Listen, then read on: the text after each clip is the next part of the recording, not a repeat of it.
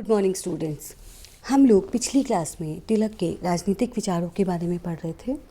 उसमें से 2 पॉइंट हमारे बच गए थे, राष्ट्रवाद और सांप्रदायिक सद्भाव। तिलक एक उत्कट राष्ट्रवादी थे और वे उदारवादी जो थे, मतलब जिस समय आप लोगों को पता है कि जिस समय भारतीय राष्ट्रीय आंदोलन चल रहा था स्वतंत्रता का, उस समय कांग्रेस का गठन हुआ और कांग्रेस धीरे धीरे फिर 2 भागों में विभाजित हो गई।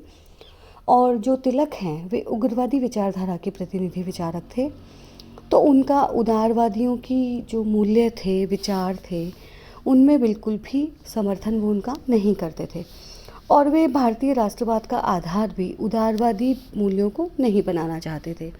उनकी मान्यता थी कि प्राचीन संस्कृति और मूल्यों को ही भारत में राष्ट्रवाद का सुदृढ़ आधार बनाया जा सकता है। वे भारत में राष्ट्रवाद के प्रसार के माध्यम से भारतीय संस्कृति के गौरवमूल्य मूल्यों को पुनर्प्रतिष्ठित करना चाहते थे और वे ये चाहते थे कि भारत की प्राचीन संस्कृति और विचार जो हैं वो राष्ट्रवाद की प्रेरक शक्ति के रूप में प्रयुक्त करें। उनका विश्वास था, मतलब वो ये चाहते थे, उनका आग्रह था एक तरह से कि भारत अपने अतीत में वापस लौट जाए, लेकिन उसके साथ में हम जो भविष्य की सुदृढ़ भविष्य के लिए हम जो वर्तमान प्रेरणाएं हैं वे हम पश्चिम से नहीं बल्कि अपने गौरवपूर्ण अतीत से प्राप्त करें। मतलब हमारा जो राष्ट्रवाद है वो हमारा राष्ट्रवाद हमारी संस्कृति और हमारी जो पुरानी परंपराएं हैं उनके ऊपर ही आधारित हो। इसीलिए वीपी वर्मा ने तिलक के राष्ट्रवाद को पुनरुत्थानवादी राष्ट्रवाद का नाम दिया। तिलक ने शिवाजी और गणपति उत्सवों को इसी वजह से प्रोत्साहन दिया कि उनके माध्यम से भारतीय जनता वर्तमान घटनाओं और आंदोलनों को ऐतिहासिक परंपराओं से जोड़ सके। इसके अलावा तिलक ने शिवाजी और गणपति उत्सव जो प्रारंभ किए थे उनकी वजह से तिलक पर हिंदू पुनरुत्थानवादी होने का आरोप भी लगाया, लेकिन इसके पीछे तिलक की संकीर्ण सांप्रदायिक मानसिकता नहीं थी, बल्कि वे यह चाहते थे कि जो भारत की जनता है वो भारत की जनता हमारी जो भारतीय परंपराएं है, हमारी जो भारतीय संस्कृति है, हमारा गौरवपूर्ण अतीत है, उस अतीत को अपने राष्ट्रवाद का आधार बनाए, न कि पश्चिमी मूल्यों को अपने राष्ट्रवाद का आधार बनाए। इसीलिए तिलक जो हैं वो अपने राष्ट्र निर्माण के लिए अपने भारत की सभ्यता और संस्कृति को आगे लाने का भरपूर प्रयास करना चाह रहे थे और इसीलिए उन्होंने शिवाजी और गणपति उत्सवों की शुरुआत भी की थी।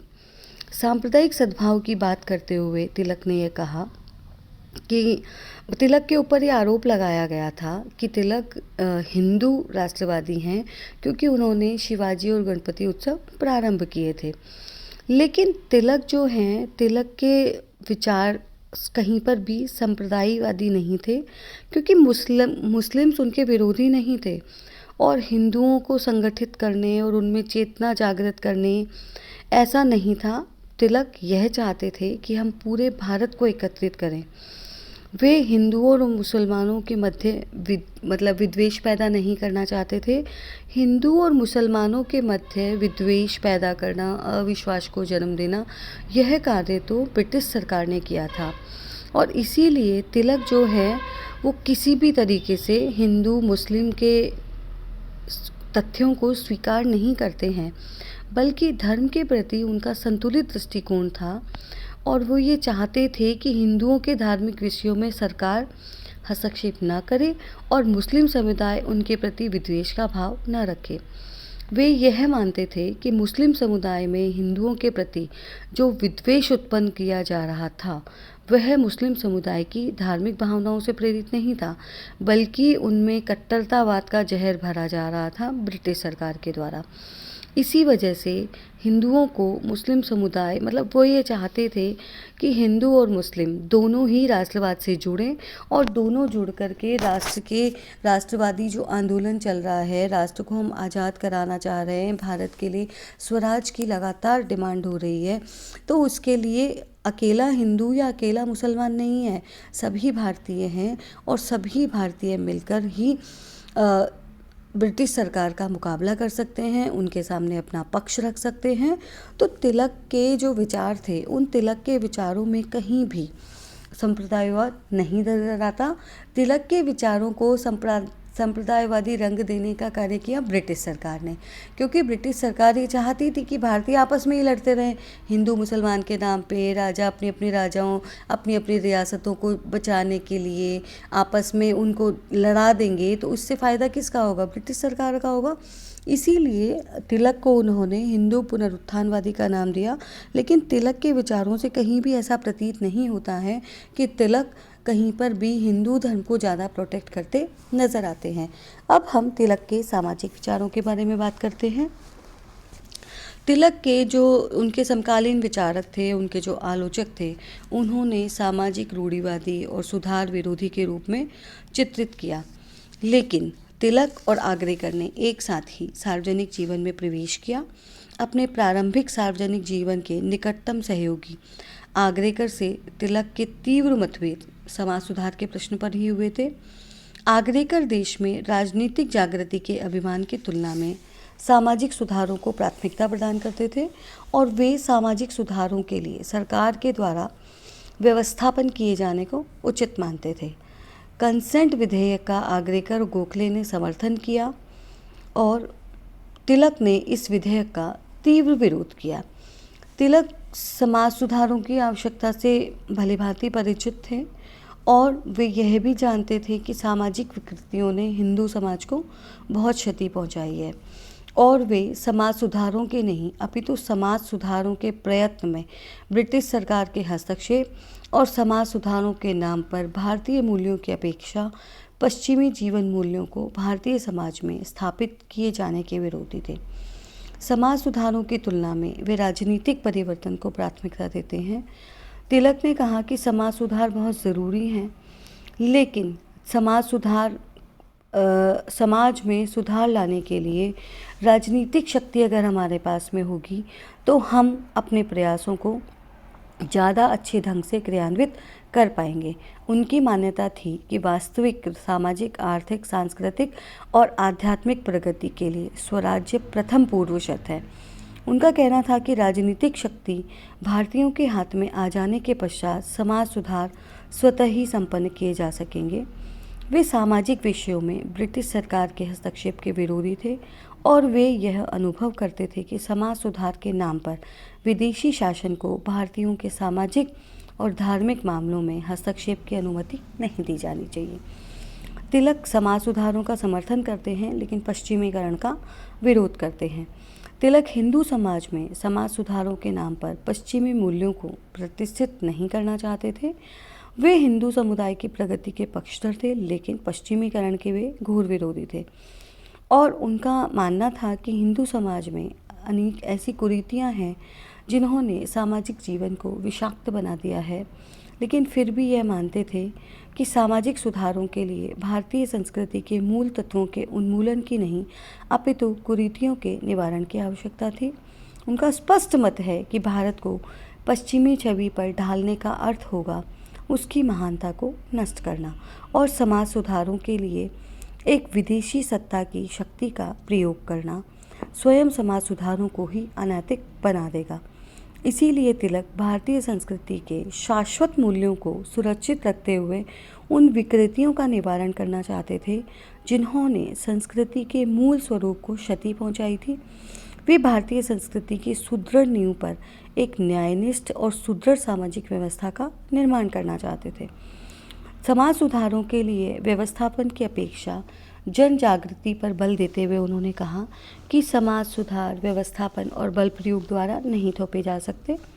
उनका मानना था कि समाज सुधारों के कार्यक्रमों को जनता को शनै शनै जागरूक बनाकर और सुधारों को स्वीकार करने के लिए मानसिक रूप से तैयार करके ही क्रियान्वित किया जा सकता है।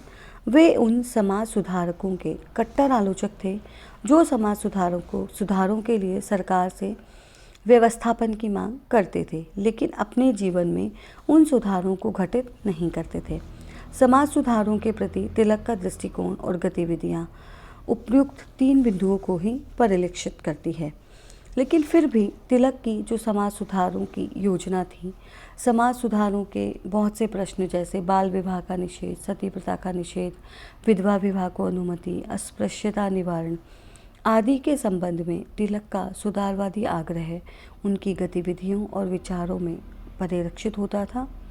कंसेंट बिल के संबंध में हुए विवाद के अवसर पर उन्होंने कहा कि विवाह के लिए लड़की की न्यूनतम आयु 15 वर्ष और लड़कों के लिए न्यूनतम आयु 20 वर्ष की जानी चाहिए। तिलक ने स्वयं अपने परिवार में लड़कियों का विवाह 15 वर्ष की आयु के पश्चात ही किया था और गणपति उत्सव और शिवाजी उत्सव में उन्होंने बिना किसी भेदभाव के स्वर्णों और हरिजनों को सम्मिलित किया था। अस्पृश्यता का तो वो बहुत ही विरोध करते थे। उनका कहना था कि यदि छुआछूत किसी ईश्वरीय आदेश का परिणाम है तो वे उस ईश्वर को ही नकार देंगे। विधवाओं के पुनर्विवाह के भी वे समर्थक थे और इसीलिए उन्होंने समाज सुधारों के बारे में अपने बहुत सारे विचार रखे और समाज सुधारों के बारे में विचार रखते हुए उन्होंने कहा कि मैं समझता हूँ कि प्रत्येक व्यक्ति को सुधार पहले स्वयं के स्तर पर प्रारंभ करनी चाहिए और तब लोगों को सैद्धांतिक आधारों पर सुधार के लिए सहमत करना चाहिए। सुधारों के प्रवक्ताओं को स्वयं अपने उपदेशों के अनुकूल आचरण करना चाहिए। तिलक की मान्यता थी कि भारत में सामाजिक विकृतियों का जो प्रमुख कारण है वह रूढ़िवादिता है और यह रूढ़िवादिता लंबी अवधि से बनी हुई विदेशी दास्ता की वजह से अस्तित्व में आई। उनके मत में सर्वाधिक वास्तविक और व्यापक सुधार जनता में पुनर्जागरण की भावना के द्वारा लाए जा सकते थे, किसी विदेशी सरकार द्वारा बनाए गए कानूनों के माध्यम से नहीं। उनका कहना था कि सामाजिक सुधारों का सूत्रपात जनता में अपने गौरवमय अतीत के प्रति आस्था को पुनः उत्पन्न किए जाने के माध्यम से हो सकता था। इसी कारण वे पश्चिमी जीवन मूल्यों को सुधारों का आधार बनाए जाने के घोर विरोधी थे। उन्होंने केसरी जो उनका समाचार पत्र था उसमें लिखा, जिस प्रकार पुराणपंथियों के मत रूढ़िवादी और एकपक्षीय हैं, उसी प्रकार अंग्रेजी शिक्षा से प्रेरित सुधारकों के मत भी एकपक्षीय और मताग्रही हैं। पुराणपंथी शास्त्री और पंडित नवीन परिस्थितियों से परिचित नहीं हैं, वहीं सुधारकों का नवशिक्षित वर्ग प्राचीन परंपराओं और हिंदुत्व के पारंपरिक दर्शन से अनजान है। इसीलिए नवशिक्षित वर्ग को प्राचीन परंपराओं और दर्शन का ज्ञान कराया जाना चाहिए, वहीं पंडितों और शास्त्रियों को नवीन, परिवर्तित और परिवर्तनशील परिस्थितियों की जानकारी दी जानी चाहिए।